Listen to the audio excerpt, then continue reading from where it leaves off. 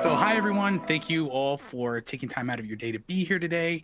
On this installment of the Detection Series webinars, we're going to be talking about remote access tools. So, we'll go ahead and kick things off with some introductions. My name is Gabe De Jesus. I'm a member of the detection engineering team here at Red Canary.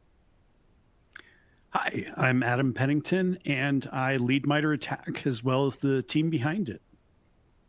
Hi, I'm Christopher Russo. I'm a senior threat researcher for Unit 42, and I straddle the line between threat intelligence and incident response. And I'm Corey Smith, a senior threat hunter here at Red Canary.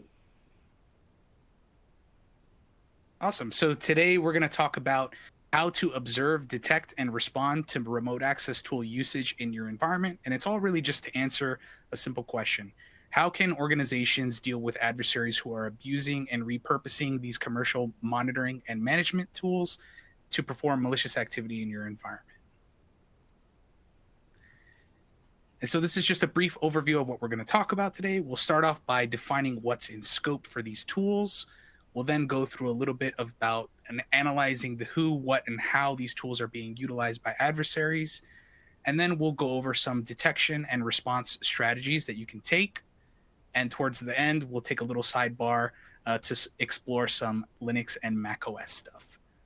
So we'll go ahead and jump right in. Hey, thank you.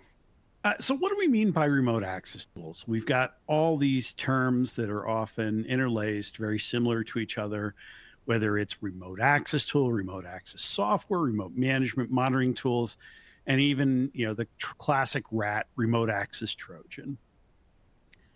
Today, we're going to be working off of the remote access software scope, or T1218 from MITRE ATT&CK. Now, remote access software is a relatively old technique in ATT&CK. We added it back in 2018. Its name changed to remote access software in version 7 back in 2020. And so that's why it doesn't match the webinar today. We were trying to get away from the RAT acronym with the overlap with remote access Trojan. But what is it? Remote access software, we are talking about legitimate desktop support software that is being used by an adversary.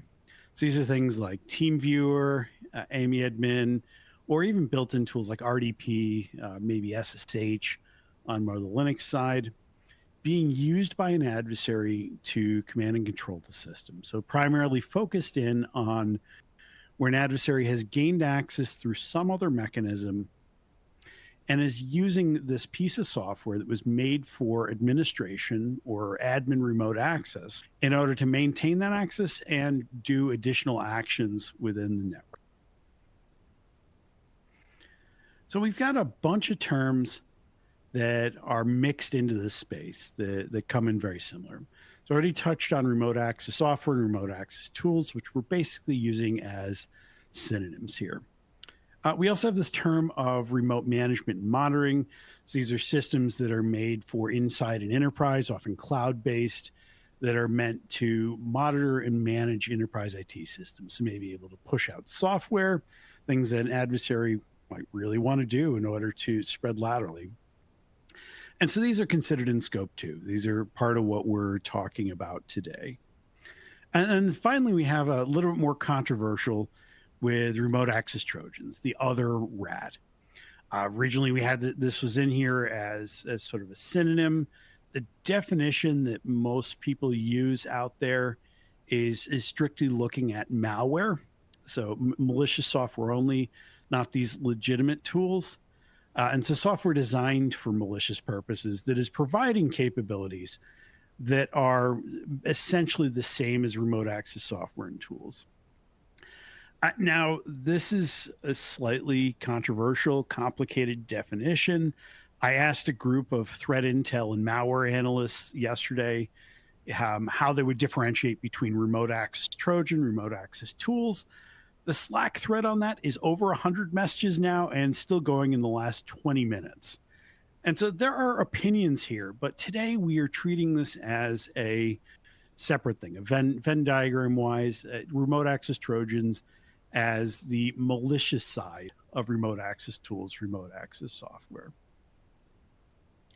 And so in summary, what we're talking about today for remote access tools are based around the attack definition of T1218, remote access software. And so that's something you can go out and look up the rest of it. We are talking about both built-in and third-party tools. So commercial software that an adversary has gotten a hold of, has brought into the system on their own, or things that are built into the operating system for legitimate remote access. It includes lots of different systems, lots of different remote monitoring and management. Chris is about to get into some of the specific ones. And there are too many synonyms and similar names mixed into this to get into every single one of them. But those are some of the biggest ones. And here we are specifically talking about the behavior rather than the software. Despite the title being remote access software, we're not really talking about RDP or AnyDesk. We're talking about adversary malicious use of that and defining that and finding that sort of activity in the network. So I'll toss it over to Chris to talk a little bit more about the specifics. Yeah, so let's take a few minutes to kind of talk about the who, what, why, and how. With the who, and this is a spoiler for the rest of the presentation, basically anybody who realizes that this is the path of least resistance, right? And so what are we talking about? Well, we're talking about this proliferation of use in remote access tools in a lot of modern day attacks. And the reason that this is growing so rapidly really comes down to just a few factors. Switch here. So why is this happening? Well, mainly because these tools are easy to acquire, they're easy to use, and they're easy to hide with. Now, under acquisition, this market has been growing and it is oversaturated with vendors.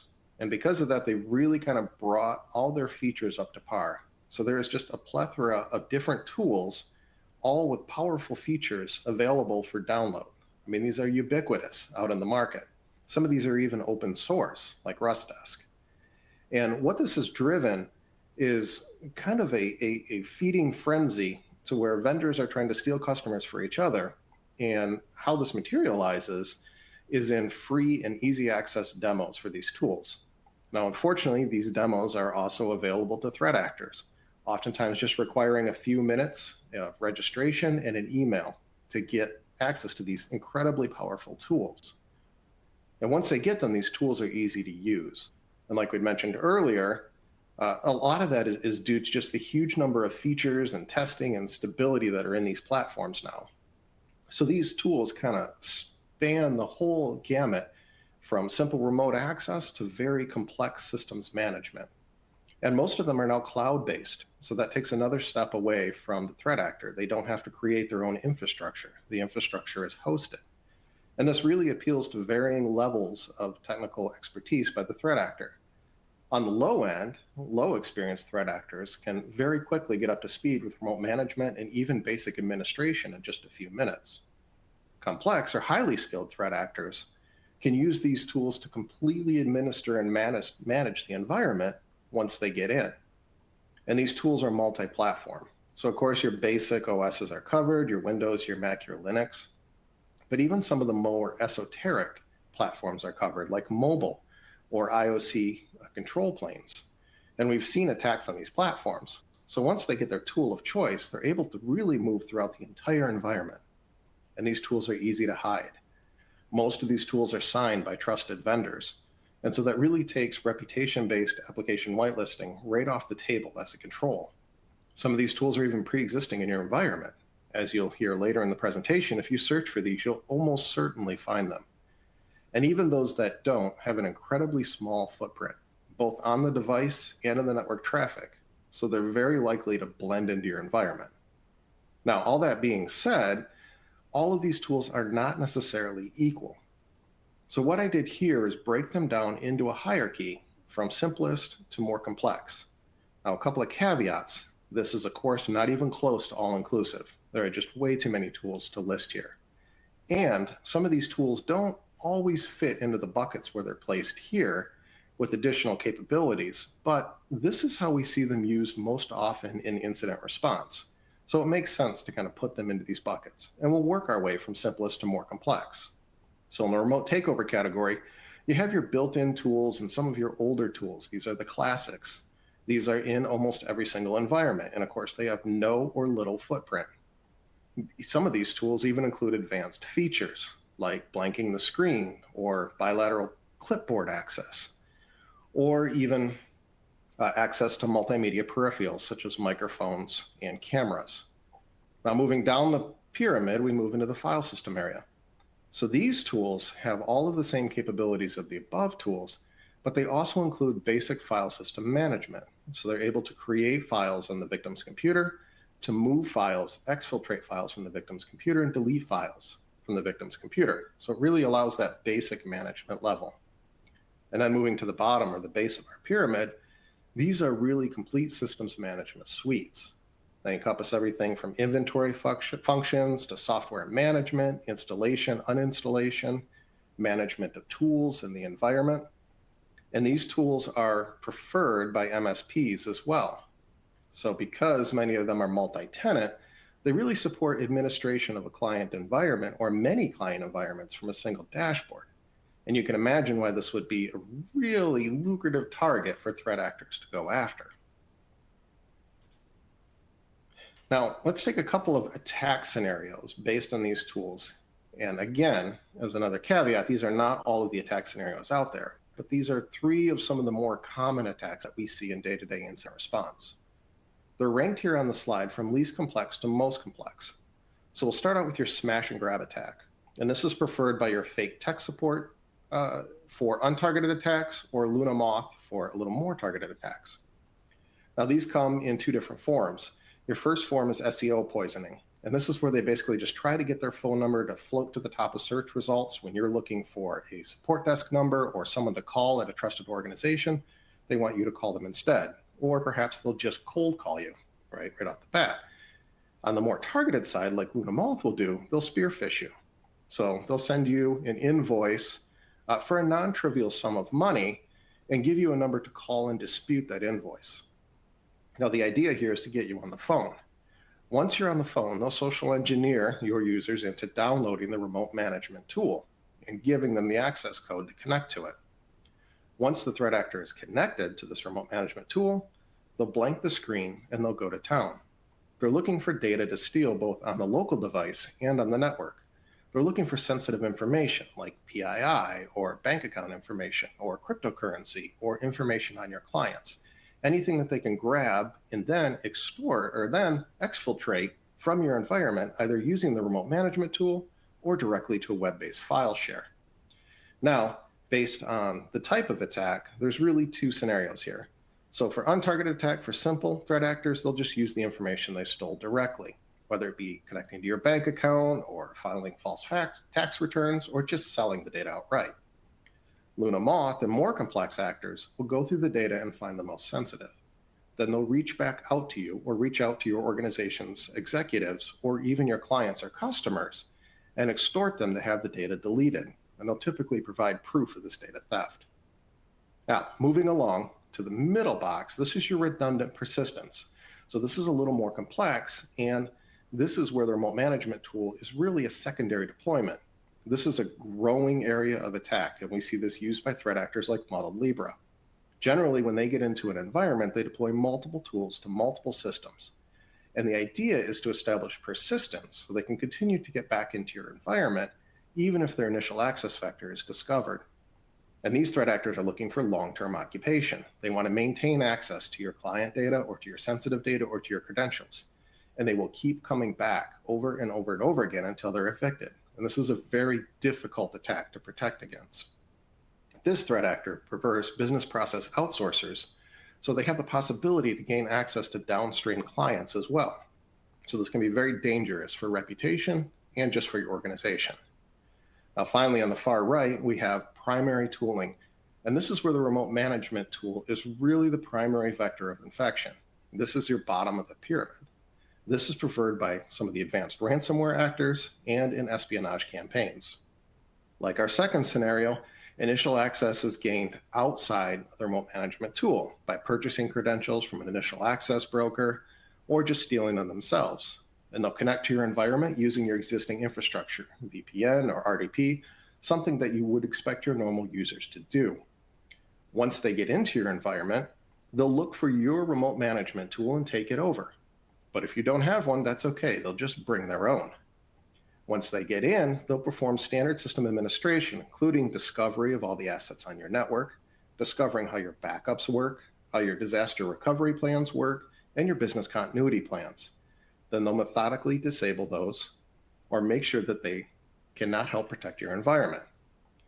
Once they get this done, they'll deploy their own malware or the final payload, which is typically ransomware. And then when they kick it off, it's very much a shock and awe campaign. This is devastating to the environment when they have this, and a lot of times fatal to the organization. Additionally, these threat actors like to compromise supply chains.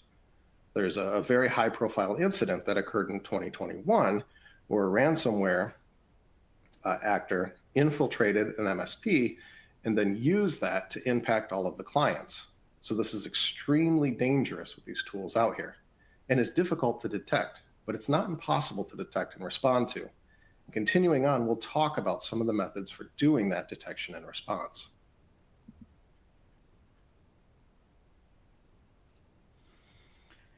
So now that we've kind of defined the scope of what these tools kind of encompass, and we've discussed a few of the nuances of how the tools are being leveraged by adversaries, let's go ahead and talk through some detection strategies that you can take. And I think an important call out is the fact that these tools are legitimate products that are just being repurposed provides detection efforts with a unique advantage compared to other malicious behavior detections. And that advantage comes from the fact that these tools are typically not programmed and designed with malware tradecraft, things like code obfuscation or hiding functionality. And because these tools are mostly being leveraged in an unmodified form, they do generate a set of data and telemetry that can be reliably used for developing a good detection strategy. And so in this section, we're going to talk about what data you could potentially collect from your environment. We'll also talk about how you can then use that data for detection. And then we'll go over how you can collect that as far as what sources may include that information. So before I start going through these fields, I just want to give a little caveat here. These examples are to avoid the appearance that we're not necessarily picking a favorite here or, highlighting one tool or product over the others. This is just a sample of data that was collected from a variety of tools. It's not all inclusive, like we've said a few times now, just an example. So we'll start off with process and file names. So process and file name detection is the lowest hanging fruit detection that you could develop. So this is, like I show here, just an example execution of anydesk.exe. So process names have kind of two unique situations that you may encounter when you're trying to develop detections around them. And that is, you can either detect a process name via something like an exact string match. So like in this case, anydesk.exe, or you can do partial string matches. So just looking for anydesk anywhere in the process name. These two strategies do come with not necessarily flaws, but gaps in the visibility that they provide. The easy example is if you have a static detection looking for anydesk.exe, what happens when I rename the binary to not anydesk.exe, right? Do we lose coverage? Well, maybe not. Maybe we're using a partial string name. So maybe I'm just only care if I see anydesk anywhere in the process name. But again, these types of detections, partial string matching, tend to be prone to higher false positive rates in the sense that they often cause string matching collisions. So imagine your company name is Manydesk, and you have internal tooling that is, manydesk.exe, right?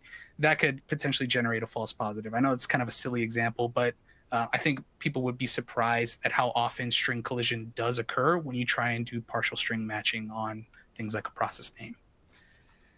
And moving on from there, a more accurate representation of a binary is often found in a digital signature. And as we kind of discussed a few times throughout the webinar so far, these binaries are produced, a lot of them are produced by commercial software development companies. And so they tend to have digital signatures and signing information. And so we could potentially use that data and collect that data to detect execution of these tools in our environment without having to rely on a process name or a partial string match or anything like that. That's not to say that process names and file names are not good detections to build. They absolutely could be very high fidelity in your environment. It just kind of depends. And we'll talk about how you can baseline your environment and why that's important. Moving on from digital signatures, we also can collect things like metadata from binaries. Now, in Windows, on the Windows platform, binaries often have metadata attached to it. That could be anything like the company name that produced the software or the product name. The metadata could also include internal binary names or even the original file name in the case that the file was renamed.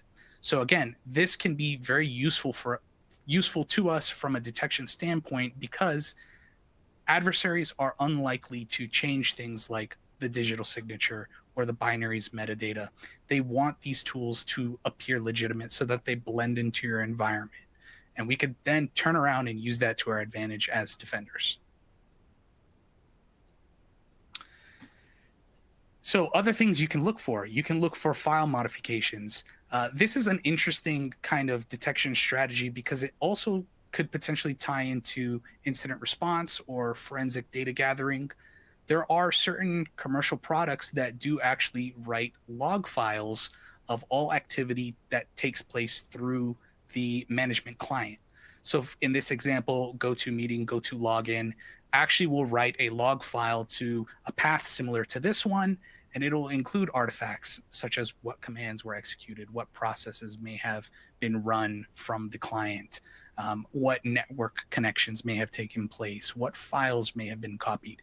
So not only does looking for this type of a file mod provide a potentially good detection strategy for your environment, it also could be a place that you can go to look and determine scope of what may have happened on that endpoint.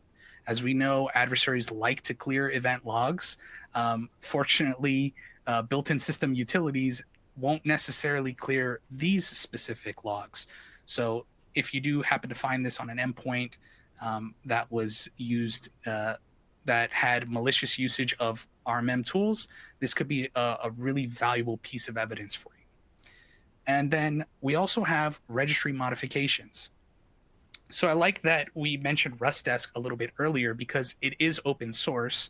And because it's open source, it may be compiled without things like a digital signature or without binary metadata. However, one thing that I found interesting was that when I went to run RustDesk, my own compiled version of RustDesk, it did actually create this registry key in the uninstall hive.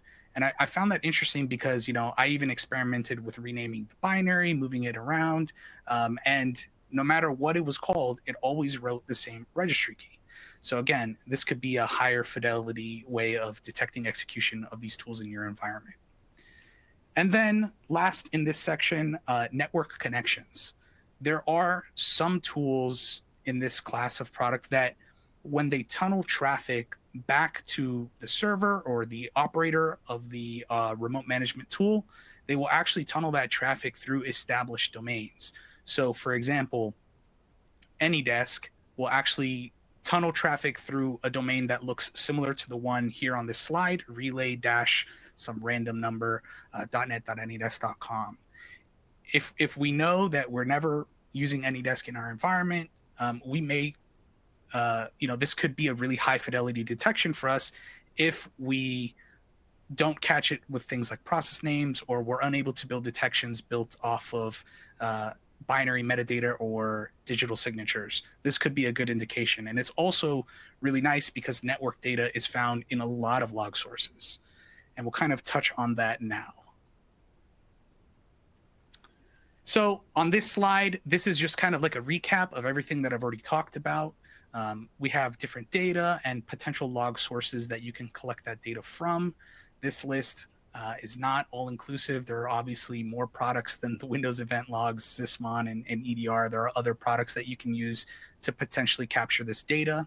But I wanted to make some call outs here just as a kind of recap of everything that I've talked about, because you may encounter challenges when trying to build detections off of these field values. So for example, for process names, I briefly talked about the fact that process names are arbitrary and they can be easily changed and easily modified to evade a static detection. Network detections, network connections. So I did mention AnyDesk uses a established domain to tunnel the traffic, but some RMM products do not. And instead, they leverage things like shared tenant VPSs or dynamic IPs, open DNS. So it could kind of be challenging to attribute network traffic if you don't necessarily have a domain or an IP that you know is assigned to that tool. File modifications and registry modifications, I'm going to kind of lump these two in the same bucket, mainly because particularly on a Windows system, file modifications and registry modifications are very high volume in compared to the other things. So it may be prohibitive to ingest this. It may be taxing. If you're ingesting logs into something like a SIM, ingesting every single file mod or every single registry modification from all of your endpoints in your enterprise, that could be prohibitive or just something that's not feasible. So I think it's just important to, when you're deciding how you're going to build detections around these things, just recognize that those are some considerations that you might need to take into account. And to kind of wrap things up on this section, I think it's important that when we approach building detection strategies for these tools, because they are legitimate products, because they may be used in our environment already, it's important to have a data-driven approach to this. And we're going to talk about baselining your environment, because not only do you want to know, are these products being utilized in our environment, but how are they typically being used? And so, again, we'll talk about baselining in a little bit. But we also find that combined analytics tend to have higher success and fidelity than just single analytics. So, for example, if we're able to build a detection using something like a digital signature or binary metadata, we may be able to combine the fact that we are seeing a renamed copy of this tool executing, and we know it's a renamed copy because we have matched the internal file name or the product name or whatever like that. And now we see that tool dropping binaries. We see that tool running from weird locations. And so I think one kind of approach that you can take is, oftentimes when we're making detections, we like to think from the perspective of a threat actor, but I think it's also, in this case, useful to think from the perspective of a user. When you get sent a RMM tool or client from IT to click to triage something on your endpoint, what are you going to do? You're going to click the link. It's going to go into your downloads folder, and you're just going to run it. Things that you're not going to do, you're probably not going to save that file to a path like C Windows tasks or C program data. So combining these different detection data points can be really helpful in honing in on the detection if it's a tool that you utilize heavily in your environment, to really hone in on the fidelity of that and only start to see things that are anomalous to you. And the last point is, I kind of mentioned AnyDesk makes network connections through an established tunnel. There are a lot of products do this. One interesting thing I found was that oftentimes the vendor documentation for these products will often include instructions and guidance on how to troubleshoot why the client may not be working. And that might include steps on domains, IP addresses, or IP CIDRs that you may need to allow through your firewalls. And we can then take that data and repurpose it for detection purposes. So good source of information. If you're unsure where I got some of this from, like we mentioned previously, a lot of these tools are very easy to get your hands on. So, if you want to see what kind of telemetry gets generated from a tool that you don't use in your environment. Get, sign up for the demo. It probably only takes a couple of minutes, and collect the telemetry and see, and then use that to kind of guide your detection strategy.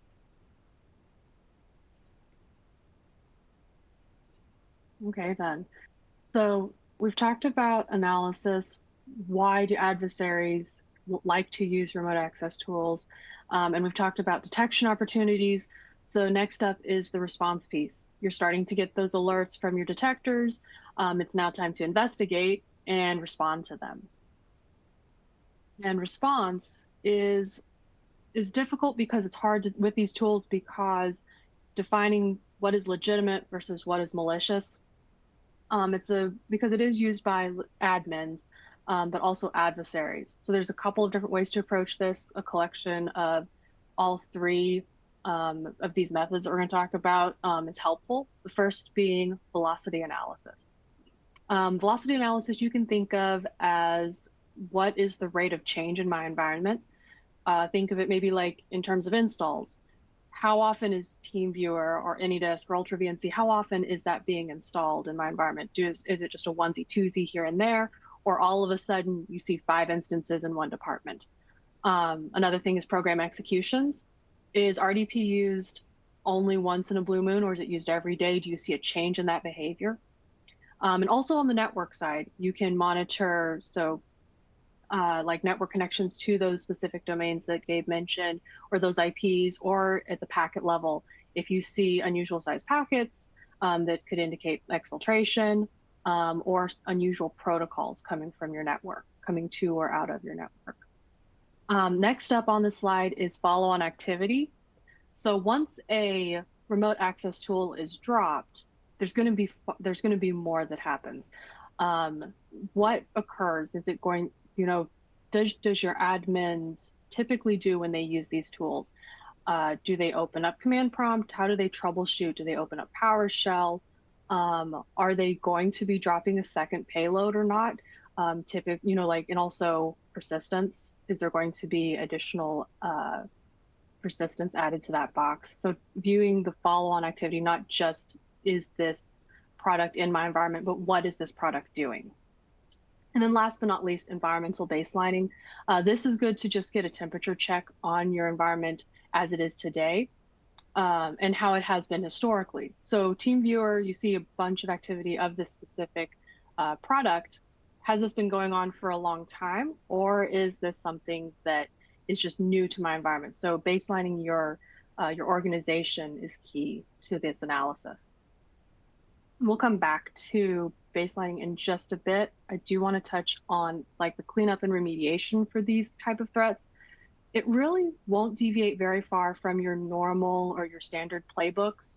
Right here, I've got it broken up into 3 sections, identities being the first one. So when you get those remote access tools, they will, it's common to see them look or pull credentials.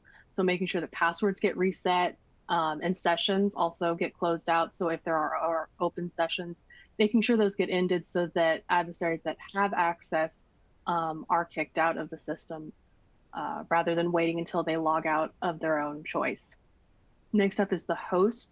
So cleaning up the host could be as simple as removing those files, uninstalling those programs, double checking for persistence, not only just if the adversary dropped a new tool, but some of these remote admin tools, they set up services automatically so that upon login, they're running. So making sure that that also is cleaned up. And then you can also ban execution, future execution. So provide protection in case this tool comes back in the environment, either based on hash or signature information or even file path. And then last but not least is protection at the network level. Like Gabe mentioned, you can create product tools do have web pages where it'll outline what domains, what IP should be allowed through the firewall. You could be proactive and just block those. If you know that this product is not allowed in the environment, should never be seen, you can prevent that network connection from ever happening. So tool might be in your environment, but if it can't reach out to make those necessary network connections, it's practically useless at that point. And so circling back to that event or that environmental baselining, I'm going to give a bonus of talk about the Surveyor tool. It's put out by Red Canary. It's an open source Python tool. It has several different use cases, including like threat hunting and attack surface analysis. But what we're going to talk about today is baselining. This is a really useful tool because it allows you to query EDRs in a vendor agnostic way. So if you don't have to know intimately the query language for that specific EDR to be able to get use out of this. Plus, there is a query library that will work with all the supported products. So like it'll build KQL queries for you, or Cortex XQL queries, or Carbon Black queries. And we can show an example of one of those files here. So this is what one of those vendor agnostic query files would look like. They're broken up into different groups of detector logic. So here, for example, in the middle of the screen, you can see NetSupport Manager. There's four artifacts that we commonly see in EDR data that indicates NetSupport Manager is active in the environment. So we base it off of process name, internal name, and publisher, which is that binary metadata, and then also some network data, that domain that's reaching out.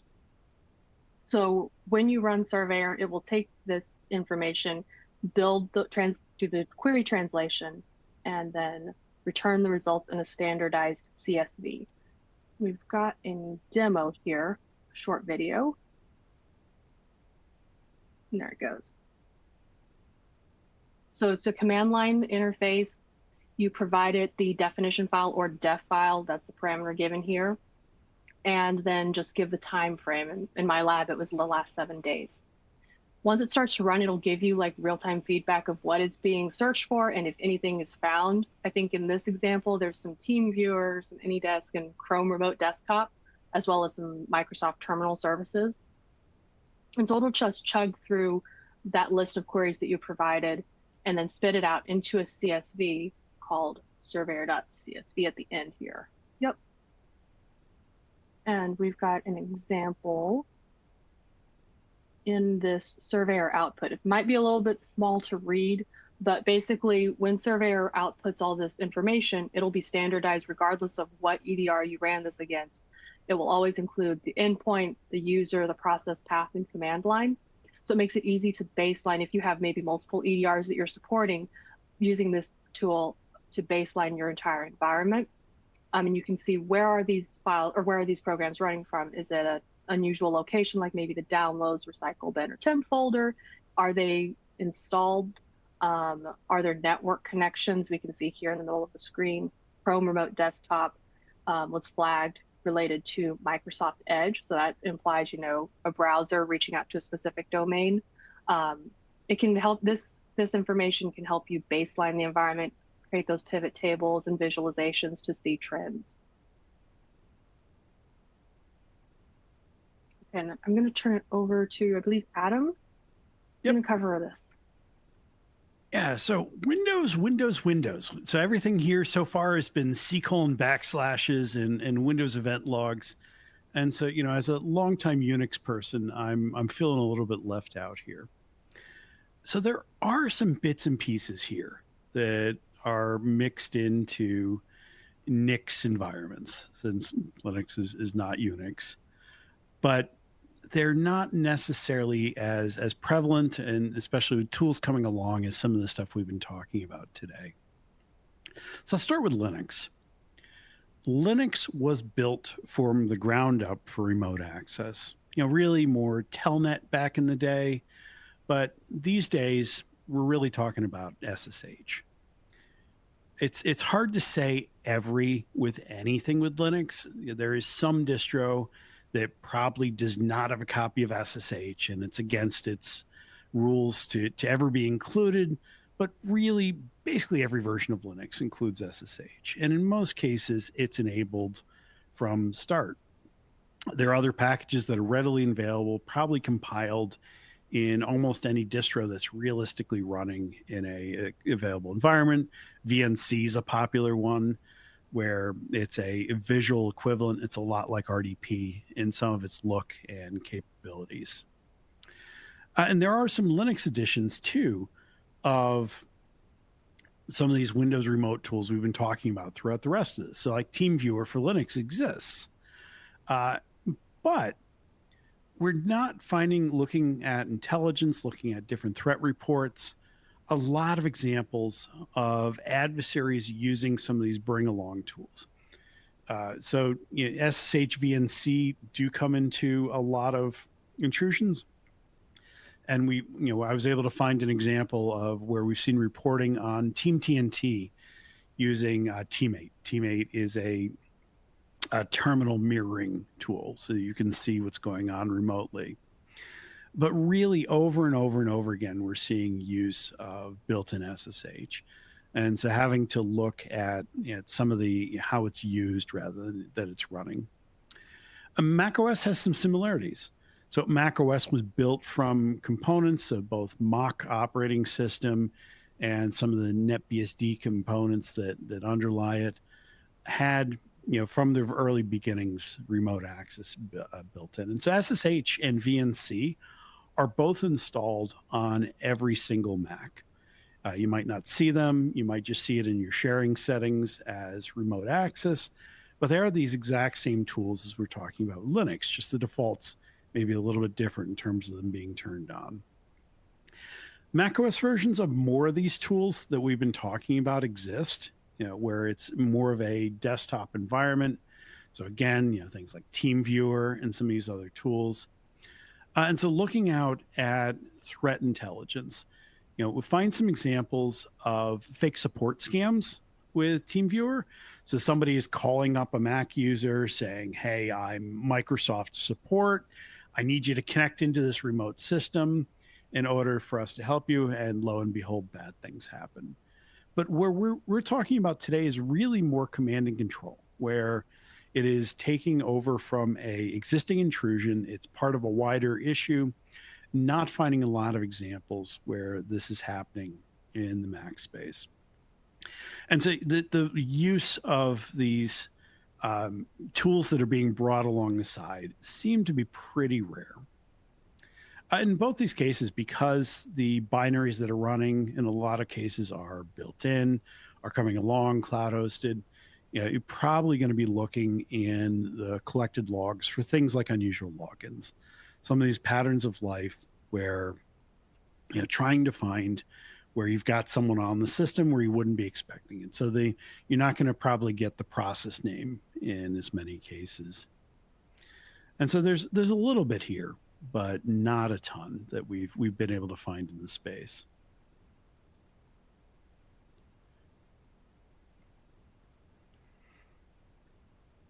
Awesome. Well, so thank you all for taking time out of your day to be here. Just a few things to wrap up. As Adam mentioned at the start, you should have some resources that are available for free download in the webinar console. If you can't find it, we also had some recent blog posts on redcanary.com on RMM tool usage. Highly encourage you all to check that out because it does cover a few details that may not have been covered in this presentation. So we do have a little bit of time here for some Q&A. Feel free to type those in the Q&A box or in the chat, and we will go through and answer as many of them as we can. And if we don't get to your question, if we run close to time and we're unable to get to your question, we'll still try and get a response out to you. So please ask your questions. And it looks like first question, if file system tools contain all the capabilities of remote takeover tools, why isn't RDP included in the bottom section? I think this is referencing the pyramid that you were going over, Chris. Yeah, and this is a great question. So some of these tools actually have way more advanced functionality than how they're shown in the pyramid. But what I wanted to do here was demonstrate how we typically see them used in incident response cases. So specific to that question, RDP is typically used for lateral movement within the environment once they get inside. It has the ability to do more, but that's just not what we see most of the time with this tool. They usually choose a tool that's a little better suited for that activity. Awesome. We also have another question here. When considering temporal command execution by threat actors using RATs, are you alerting to commands like these being run in short succession? Hostname, who am I, IP config. So basically, RMM tools, remote access software that leads into follow-on activity like reconnaissance. I think this goes into what I briefly touched on the detection strategies portion, where you can combine that type of analytic with the execution of the RMM tool. So if you know your IT staff, they don't ever run things like who am I or enumerate domain admins through these tools because they just have direct access to Active Directory. Then you can absolutely build something like looking for command process with a command line of who am I, spawning from something like Agent 32, which is the NetSupport. So you can look for stuff like that. You can combine these analytics, and I think that that's a good approach for your environment to kind of tune out some of the noise. Okay, and we have a question here. Is there a difference in impact of domain user that has local admin access versus a restricted user? Just wondering if the tradecraft used by the adversary makes install privileges trivial in this type of attack. Sounds like a Chris question there. Yeah, and that's also a great question. So most of the time, these threat actors are looking, of course, to gain domain admin. And many of these tools allow you to run them as a non-admin. So you don't have to actually install them. So what you can do is pop onto a box using the person who brought the tool down, right? You social engineered to bring the tool down and run it, and then escalate from within there using Mimikatz to capture credentials or some other way to escalate and kind of get yourself up to domain admin. So it doesn't change the kind of attack progression that we typically see, but it does allow a way to kind of jump from that limited user to a much more privileged user. Awesome. And another question here. For a sparse log environment, what logs would you still look for? So I think, we kind of touched on process names being low-hanging fruit. I think most tools and most native system utilities do support some type of logging for process creation events. I think at a minimum, you'd want to try and be able to at least detect execution of these tools. You may not be able to go the more advanced routes like binary signatures and binary metadata, but there still are very viable options in terms of monitoring for process creation. Yeah, and definitely don't forget for incident response, of course, you can always go back later and look for things that changed around the time of the incident. So even if you didn't collect the logs initially, there's still a possibility that they're on the machine somewhere. Yep, great point. So another question here. Is there a way to use Surveyor on sysmon logs? Yeah, that's a great question. So at the moment, no, but it is open source and we do always look for new integrations. So if you have ideas, put in an issue, or better yet, put in a pull request. It's open to the community.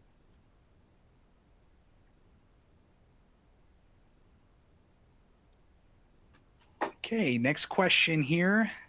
Why is PowerShell not listed within the pyramid, considering it is a system management tool based on which module is loaded? So I think the question is basically PowerShell has the capability of importing additional modules. Is there any particular reason why that's not on the pyramid?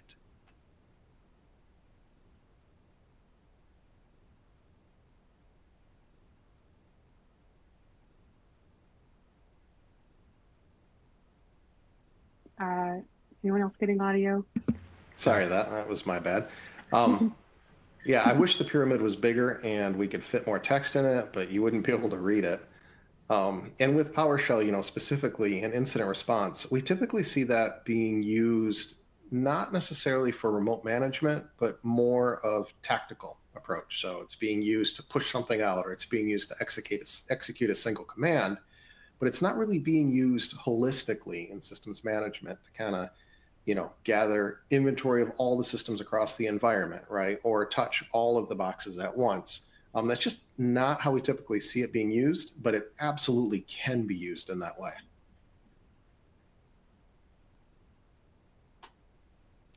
Okay, and then question here, what about the native logs of these RMM tools? So like in the presentation, we talked about how some of the products do write log files down to disk. Like AnyDesk or TeamViewer, they both offer info-rich logs, which can be used for analysis. That's absolutely true. You can use those logs that are dropped to kind of guide analysis on an endpoint or even during an incident. I think the reason we didn't necessarily talk about detections that source from the contents inside of those logs is because that kind of falls out of the scope of how we would typically build our detection, at least from my experience. So, we're actually from detection, the scope of this presentation is strictly talking, how can we detect execution of these tools in our environment? Not necessarily, what the tool did after that. And then we have another question here. Can you share any queries similar to what was demonstrated by Corey? Is there any way you can share that PyScript? 100%. I believe it was thrown in the attendees chat, but I can share it again. It's out on the Red Canary GitHub site called the Surveyor repo. All of those queries that we ran in the demo are available just in the definitions folder. There's more than just RMM. There's definitions for like common antiviruses, BitTorrents, crack tools, etc. So yeah, go check out the repo. It's awesome.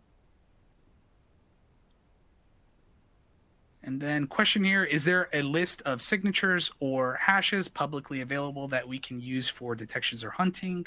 I think some vendors may include like SHA-256 sums as part of their download page. I'm not aware of anything that is like a public repo that houses kind of the historical hashes of all these tools. I don't know if someone else on the panel is aware of something like that. It may be out there. Yeah, hashes, and I'm not sure. Go ahead, so Chris. There are a couple of GitHub repositories that have tried to aggregate all this information. And so I'm sure we can post links to those kind of like, in the show notes or something. Sweet. So another question here, can we detect these tools from modules, DLLs loaded? Depending on what kind of product you have in your environment. So EDR, things like EDR typically do record things like DLL and module loading. So it kind of just depends what you have available for you. That can absolutely be another strategy. That wasn't necessarily included in the ones that I went over, but that's a great point. There are other data sources that you can pull from. It just kind of depends on your own environment and what technology stack you have access to.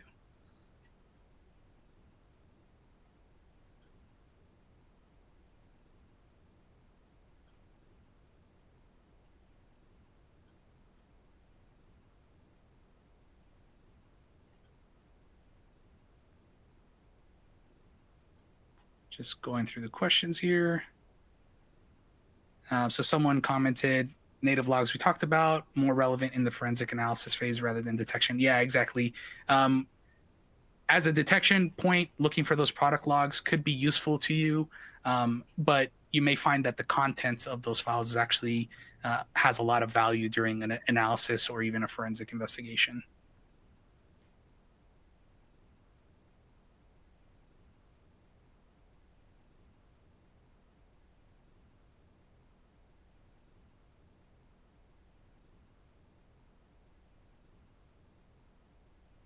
And I think that's all the questions that have been asked so far.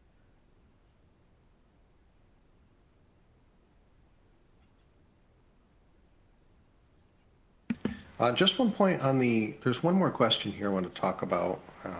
We block all remote access tools that are available with our endpoint security app control policies, except the few we use. Is there a way for an adversary to bypass that type of control by changing the process name, etc. And that really depends on how you're blocking those. So certainly, and this is kind of, the pyramid of IOCs, right? But if you're just blocking by hash, then yeah, I mean, they can, get a different version or recompile it. If you're blocking by signer, then you have a little bit more flexibility. If you're blocking by, and this kind of touches on another question of, can we detect DLLs or other modules loaded? Certainly that gives you some more capability.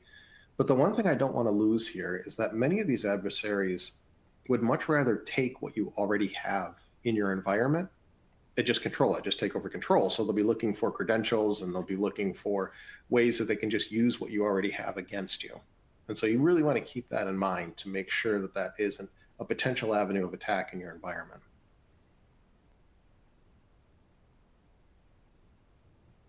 Awesome. Well, again, if you guys do have questions, feel free to reach out to us. Again, we have those resources available for you to download. Please check them out. Please check out the blog post. Redcanary.com has a ton of freely available blog posts. Again, we did post a remote access tool usage blog a few days ago. Highly recommend you check that out. And with that, we'll go ahead and wrap it up. And thank you all for coming.